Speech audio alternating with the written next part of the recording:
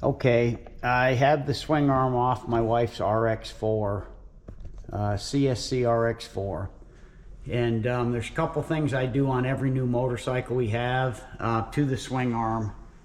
The axle adjusters, which go in here, are prone to seizing, especially if they get wet and are dissimilar metals. Now this is steel and this is steel, so the electrolysis won't be quite as bad as if this was aluminum and this was steel. But no matter what, you still want to take these out and either put an anti-seize compound on them, or a good waterproof grease will work. It won't last as long. But if you let these seize in here and break them off, it is a real nightmare to properly drill them out and retap them. Or I've seen a lot of guys hack it out so bad they have to helicoil them.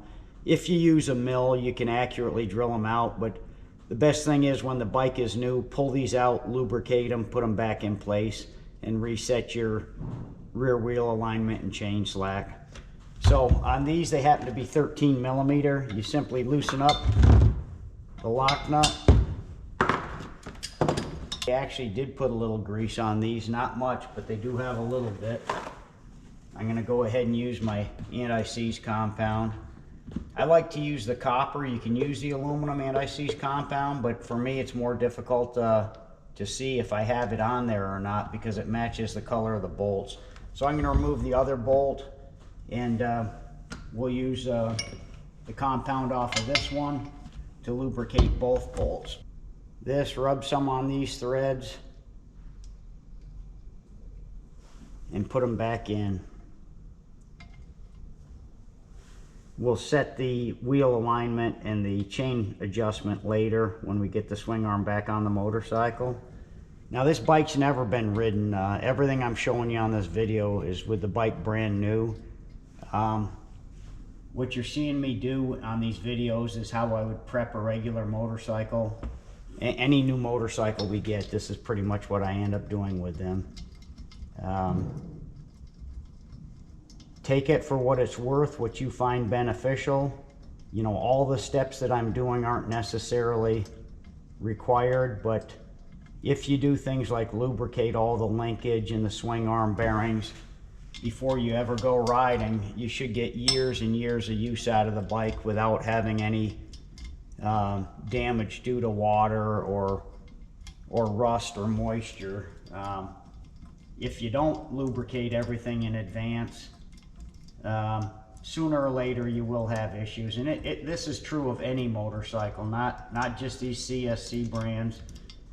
My wife and I typically ride KTMs and gas gases, and I do this exact same thing to them, and I find all kinds of bearings dry and things that lack anti-seize. So hopefully this will be beneficial to some of you folks learning how to prep a new bike, so it saves you some headache down the road, because bearings are expensive, and usually with lubrication you don't have to replace them.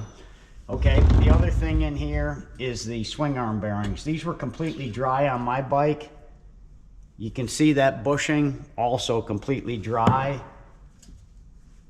The bearings themselves completely dry, so definitely want to grease those. The last two gas gases I did were the same way. The swing arm bearing, the swing arm bearings were dry as a bone, as were the bushings.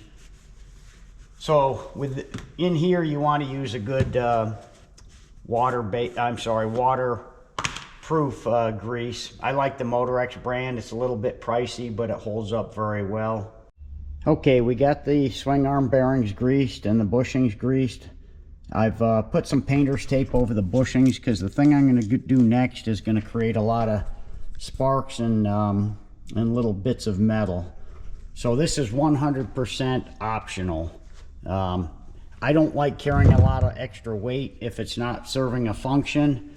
And the lower rear fender on this motorcycle sits like this on the rear of the swing arm.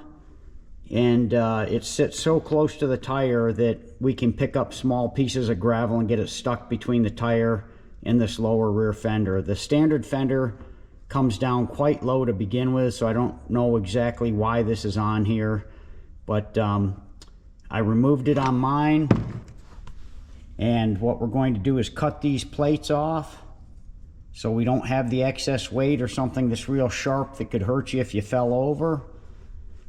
And I'll show you what all that weighs. So we'll come over to our handy scale here. We have the fender itself, the two plates that we're going to cut off on my wife's motorcycle. They've already been cut off of mine, obviously. And then the hardware that mounts the fender to that plate. See what we get for weight savings. Okay, so everything's on the scale. So, okay, we're going to go ahead and cut those plates off. We're going to use a 4.5-inch angle grinder with a metal cutoff wheel on it. Make sure that you have your safety glasses and some leather gloves on this. It throws all kinds of sparks, and it's hot, and you could really injure your eyes very quickly and probably get some burns from it. So let's go ahead and get started. We're going to try and cut off just above the welds.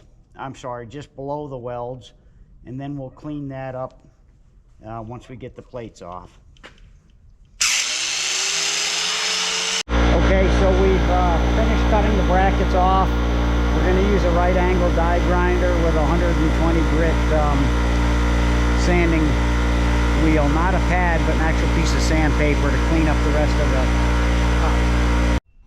Okay, so we've got the swing arm all prepped and ready to go. We're going to wipe it down with some lacquer thinner, go ahead and touch up paint it with Rust-Oleum gloss black enamel straight out of the can. I've already shaken this up. We'll just pop the lid on it. I'm just going to use a fairly fine brush that you could buy at any hobby store or Walmart probably. But we do want to make sure we clean the metal, make sure there's no contaminants like any sort of oil or debris. Now I'm sure I'm going to get people telling me that, hey, that should be primed and then painted. I agree 100%, but I don't believe the original was even primed from the factory. So, you know, this isn't, I'm not really trying to make this super fancy. I just want it to look good and blend in with the paint that was already existing. Gloss black Rust-Oleum. Put a couple coats on, let it tack up.